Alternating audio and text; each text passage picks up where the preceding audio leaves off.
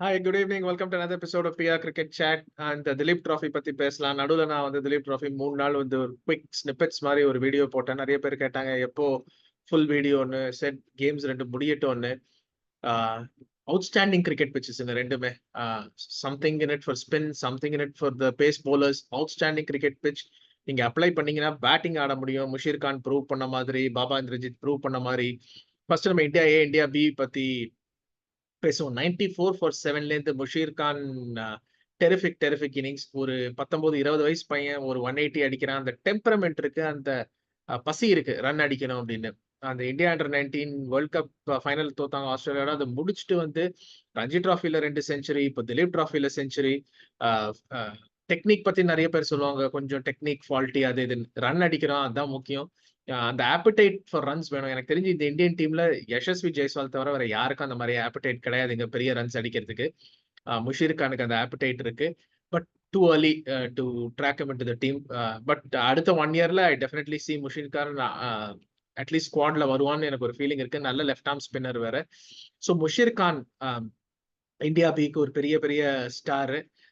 ஆகாஷ் தீப் பிரில்லியண்டா போட்டார் India 9 wickets and கடைசியில ஒரு 25-30 வித் பேட். நல்லா ஆடினான் ஆகாஷ் தீப். அப்ரிஷியேட் பண்ணோம். சைனி ஒரு 5 wickets and that fantastic partnership with Musheer Khan. அதனால தான் இந்தியா பீட் ஜெயிச்சாங்க. ஸோ சைனியும் ஒரு ஸ்டாண்ட் அவுட் பர்ஃபார்மர் அந்த அந்த அந்த மேட்ச்ல. டிசப்பாயின்ட்மெண்ட்ஸ் நீங்க பாத்தீங்கன்னா சுப்மன் கில் 2 இன்னிங்ஸுமே காட் செட் காட் அவுட். இன்னைக்கு இன்ஃபேக்ட் கொஞ்சம் ஆடிருக்கலாம், பொறுமையா ஆடிருக்கலாம், பேட்டிங் ப்ராக்டிஸ் எடுத்திருக்கலாம், டார்கெட்டை சேஸ் டவுன் பண்ணிருக்கலாம். சுப்மன் கில் டெஃபினட்டா கொஞ்சம் யோசிக்க வேண்டியது. ஏன்னா சுப்மன் கில்லை நம்பி வந்து வைஸ் கேப்டன்சியே கொடுத்தாச்சு. ஸோ ரன் அடிக்கணும். ரன் அடிக்கலைன்னா ரொம்ப ரொம்ப கஷ்டம். ஏன்னா நிறைய ரன் அடிக்கிற பசங்க இருக்காங்க அண்ட் அவங்க கதை உடச்சிட்டு உள்ள வர போறாங்க. சுப்மன் கில் அடிச்சுதான் ஆகணும். அஃப்கோர்ஸ் லாஸ்ட் டெஸ்ட் சீரிஸ் அடிச்சாரு. பார்க்கணும். இந்த 5 test, 2 Bangladesh, 3 New Zealand test Shubman கில்லுக்கு ரொம்ப ரொம்ப குரூஷியல் எனக்கு தெரிஞ்சு. டிசப்பாயிண்டிங். கேஎல் ராகுல் செகண்ட் இன்னிங்ஸ் ஓகே ஒரு 50, பட் அவர் அப்ரோச் எனக்கு ஒன்றும் புரிஞ்சுக்க முடியல. அவ்வளோ டேலண்ட் இருக்கு, பட் ஒரு hesitant approach.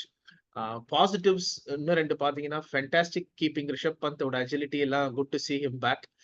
And of course typical Rishabh Pant innings second இன்னிங்ஸ்ல ஒரு குவிக் ஃபயர் ஒரு 61. சர்ஃப்ராஸ் கான் 22 ஃபார் 3லேருந்து ரொம்ப கான்ஃபிடண்டா ஆடினாரு. ஸோ எனக்கு தெரிஞ்சு ஒரு மேசிவ் இது இருக்க போறது இல்லை இந்த ஸ்குவாட்ல.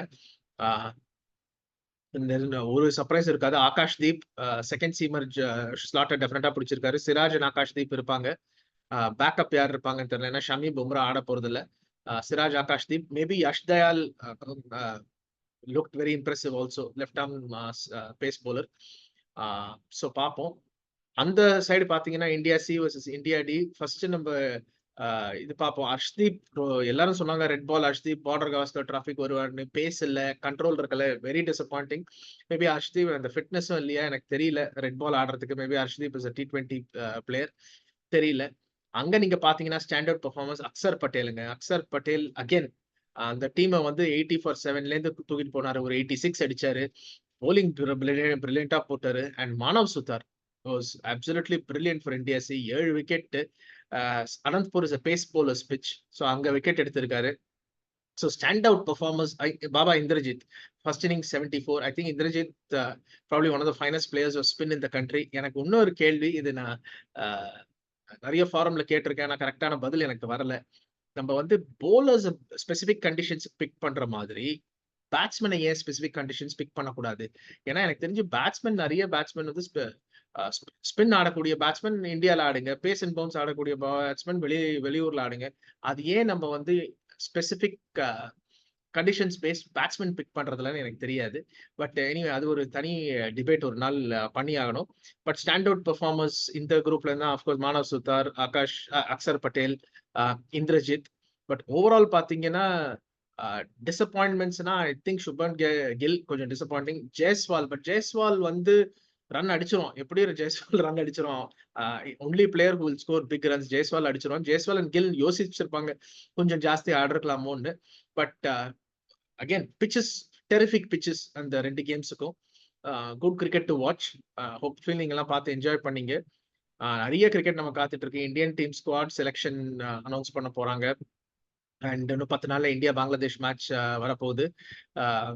ஸோ நிறைய கண்டென்ட் இருக்கு நமக்கு அதை பத்தி பேசுறதுக்கு. தேங்க்யூ ஃபார் வாட்சிங் another episode of BR cricket chat.